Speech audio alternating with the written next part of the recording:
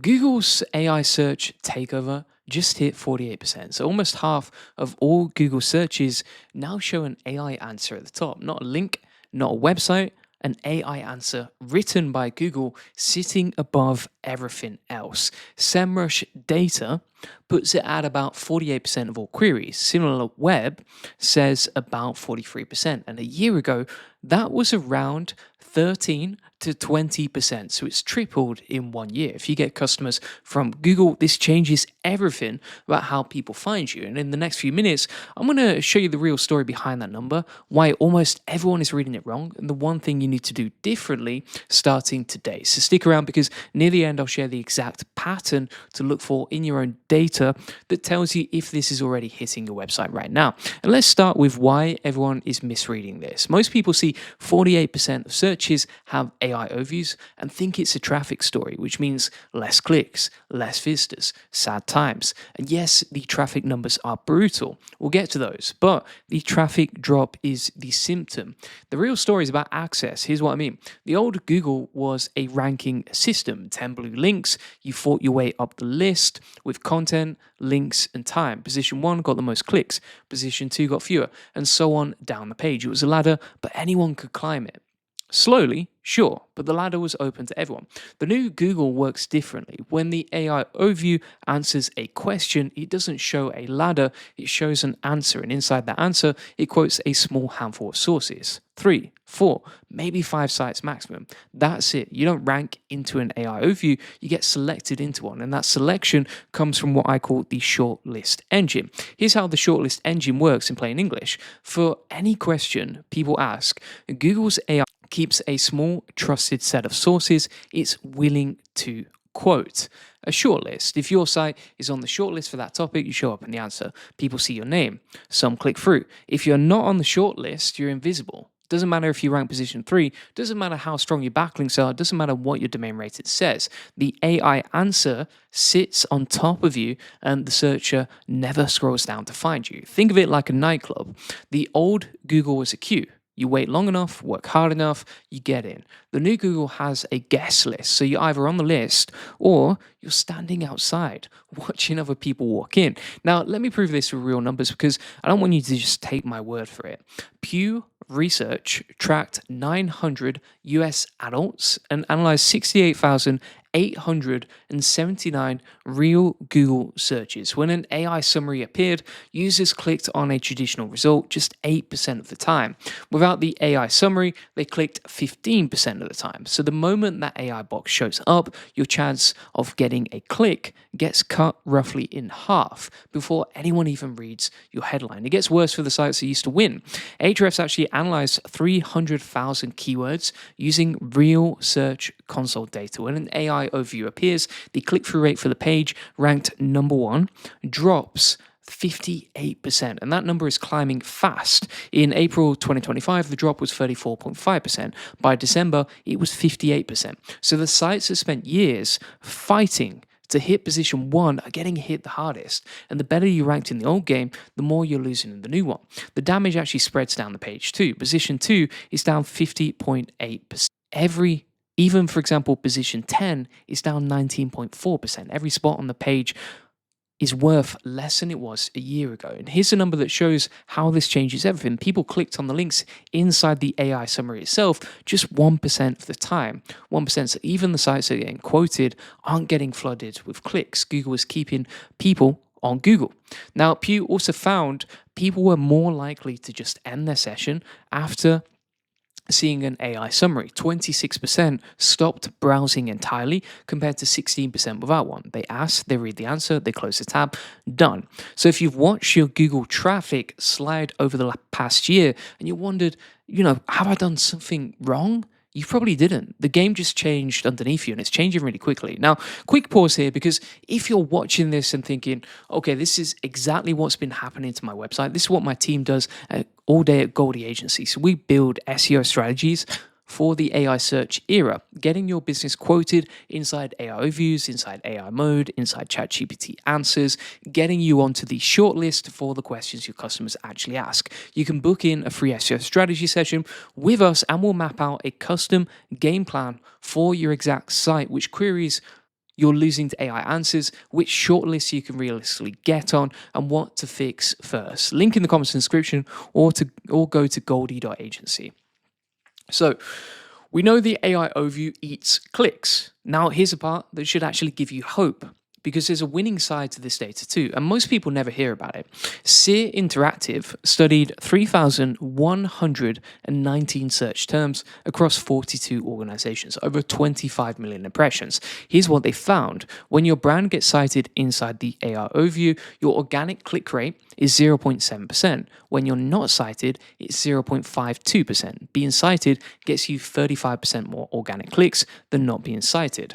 So the shortlist pays. The sites inside the answer still get found. They get named, they get trusted. Because think about what a citation in an AI answer actually does. Google's AI just told the searcher, this source is good enough for me to quote. That's an endorsement right at the top of the page on almost half of all pages and searches. So the pie got smaller, but the slice for the shortlisted sites got relatively bigger. Everyone outside the shortlist splits what's left, which brings us to the old way versus the new way. And I want to make sure this is really clear, because this is where you either adapt or slowly fade out. The old way, you picked keywords, you wrote long content, you built backlinks, you watched your rank tracker. Position went up, traffic went up. Rankings were the scoreboard. The new way is actually you pick questions. So you write answers the AI can lift and quote.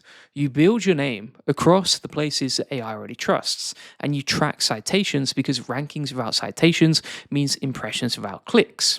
So you show up in Search Console looking great whilst your actual visits fall off a cliff. And there's a very specific signature for this in your own data. If you open up Google Search Console, look at your top informational pages. If impressions are flat or rising whilst clicks are falling, that's the AI overview suppression pattern. Your page still ranks, but Google still counts the impression, but the AI answer above you is intercepting the click. That's the check I promised you at the start. So you can go run it after this video. Impressions up, clicks down. If you see that pattern, potentially AI overviews already taking your traffic today, right now. Now, some of you are thinking, so SEO is dead then. Why bother at all? And I get it. Half the industry is saying exactly that, but look at what the data is actually saying. People didn't stop searching. Search volume keeps growing.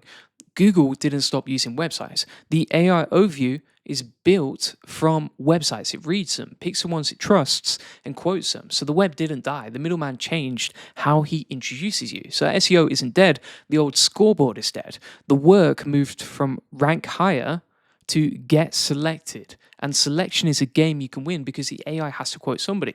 For every question your customers ask, some business is on that shortlist. The only question is whether it's you or your competitor. Here's another thing people get wrong. They think, I need a huge site with massive domain authority to get picked. The data actually says otherwise. The most commonly cited sources in AI overviews include Wikipedia, YouTube, and Reddit. Together they make up about 15% of all AI-sourced information. Reddit threads written and by regular people, right? YouTube videos made by small creators. The AI isn't picking sources by size, it's picking sources that answer the exact question clearly in a format it can use. And that's actually great news for your business and for smaller businesses in general, because a local plumber with one really clear page answering why is my water heater making noise, for example, can get quoted with a giant home improvement site with a vague 4,000 word article. So just to be clear here, you can outrank bigger websites because you have more specific content. The Shortlist Engine rewards clarity and directness. Big sites are often the worst at both. So how do you actually get on the shortlist? Well, let me give you the practical side, because I don't want to just give you theory.